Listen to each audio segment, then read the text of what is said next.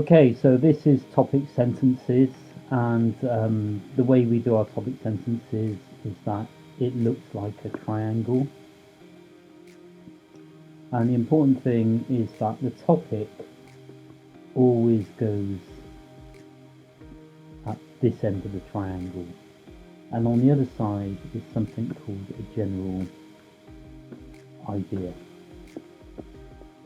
Now, even though this isn't always the case, if you actually teach it this way, it sets it up very, very well for academic writing.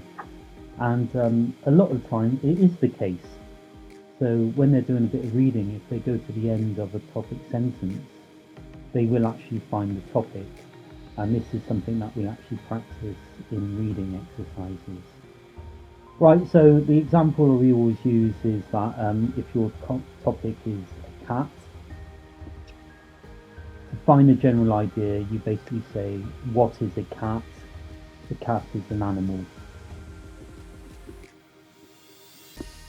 Okay, and to get their grammar right, you always get them to, where possible, make the general idea plural. And that's the basic idea of topic sentences. It's a very, very important idea that they're usually given the topic and they have to find a general idea. And then it's just a simple case of putting a few English words around it, which I'll put down below here. So once people have got the topic and the general idea, we're just going to put this into a sentence, a very simple sentence, and they can use the set English to begin with. And the English they're going to use is, there are many, and then here goes your general idea, which is why it needed to be plural, in the world.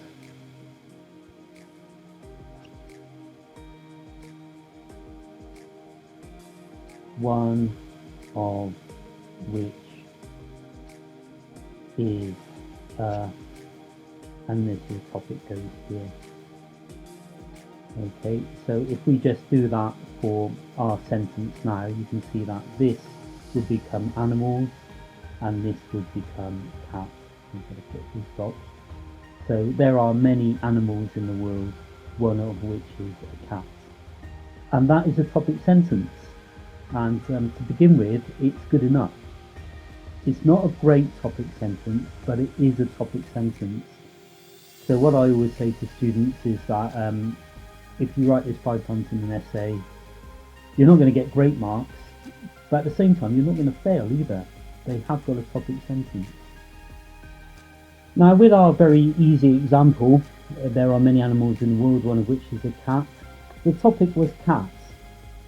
And it was very, very easy to find the general idea because I just say, what is a cat?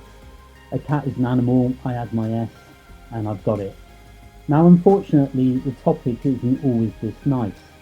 So if we had something like the economy,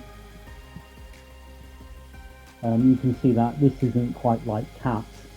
A cat is an animal, what's the economy? That's not so easy, is it? The economy, it's the financial system of the country.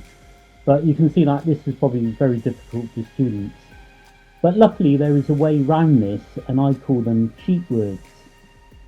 So it's always good to teach your students how to cheat. And there's 3 of these words. We've got factors,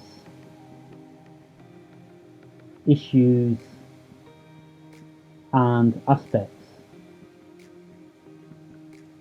And all of these 3 words, all they mean is things. But it's a very academic way of saying things. So even if I don't know what the general idea for economy is, I can actually use one of these words to get a general idea without actually knowing what the general idea is. So for example, I can say something like, there are many important factors for a country's growth, one of which is a good economy. And I've got a topic sentence, and it's quite a good topic sentence, and it makes me sound very, very clever, even though I don't actually know what the general idea for economy is. So these words are very, very, very useful.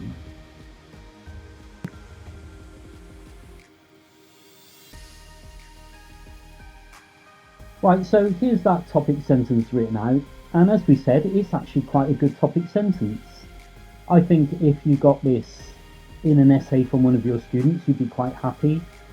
As you can see that the topic is at the end, and I know from this topic sentence that the paragraph that follows should be about a good economy. But the thing is that it's not actually that different from the initial topic sentence that we taught them. There are many animals in the world, one of which is a cat. This isn't that different. It's been expanded a little bit, but it looks more academic. Right, so this is the next step we've got to do. We've got to push our students away from the basic sentence. So here you can see that I've thrown in an adjective here, and it's becoming a little bit better. There's stuff in the materials that show you how to expand the basic pattern, and there's always the option to actually change the sentence construction as well. So we could get things like, of the many important factors for a country's growth, the most important is a good economy. So you're adding a superlative there. And what we want to do is give our students a few different options so that when they're writing an essay, they can just put a topic sentence in without too much trouble. Now, what I think is that on pre-sessional, I don't think anybody's going to have more than 5 paragraphs in the main body. And what this means is that they need about 3 different topic sentences which they can mix and match, so every topic sentence is a little bit different from the one before. So the last thing I'm going to say about topic sentences goes right back to the beginning. So we've got our idea, our little plan, our triangle, and the topic goes here and the general ideas goes here, nice and easy. Now there's actually no rule that says you can't actually do this the other way around. So you might get a student will saying, why do I need to say there are many animals in the world, one of which is a cat, when I can just say, a cat is an animal. And that's actually okay. The only problem is that when we teach this way, if we say that the topic is at the end of the sentence, this seems to suggest here that the paragraph is going to be about animals and not cats. Now, maybe in this paragraph it doesn't actually make a difference, but this can actually get quite confusing when the topic is a bit more involved.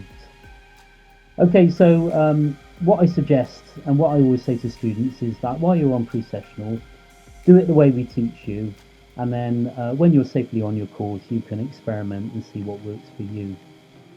Now, however, having said that, it doesn't mean that you're not going to see this pattern in readings. So you need to point out to students that although we're learning how to do topic sentences this way, this is a way of writing topic sentences, and it's not necessarily the way of writing topic sentences. There are other ways which they may see and which they may actually prefer later on, but for pre-sessional, let's stick to this one.